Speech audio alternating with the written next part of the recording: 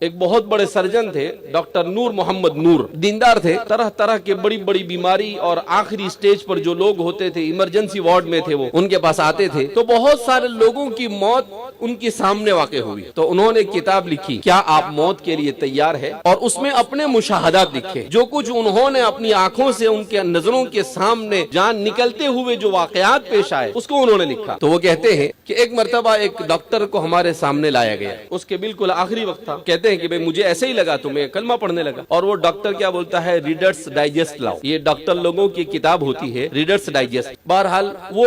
آخری جملہ اس کی زبان سے یہی نکلا، ریڈرز ڈائجسٹ لاؤ، اور وہ مر گئے۔ اب ان کی اہلیہ ساتھ میں تھی، آپ کے میاں تو ریڈرز ڈائجسٹ مانگتے مانگتے چلے گئے، کلمہ پڑھے بھی نہیں، کہا اس نے زندگی میں کبھی قرآن پکڑا نہیں، کبھی دین کو سیکھا نہیں، یہ پوری زندگی جب سے مجھ سے شادی ہوئی میں نے اس کو دیکھا کہ یہ ریڈرز ڈائجسٹ کے علاوہ کچھ پڑھتا ہی نہیں۔ اب دیکھو اس کی پسندیدہ چیز ریڈرز ڈائجسٹ بن گئی، اب مرتے وقت بھی اس کی زبان سے وہی ادا ہو رہا ہے۔ تو فرماتے ہیں جو چیز انسان کی زندگی میں سب سے زیادہ محبوب ہوگی، موت کے وقت وہی چیز اس کی زبان پر۔ اب یہ قیامت کے دن اٹھے گا تو وہاں بھی ریڈرز ڈائجسٹ مانگے گا، اس لیے کہ حدیث میں ہے وَتُحْشَرُونَ كَمَا تَمُوتُونَ، جیسی موت آئے گی اسی حالت میں قیامت کے دن اٹھائے جاؤ گے۔ اللہ برے خاتمے سے ہم سب کی حفاظت فرمائے۔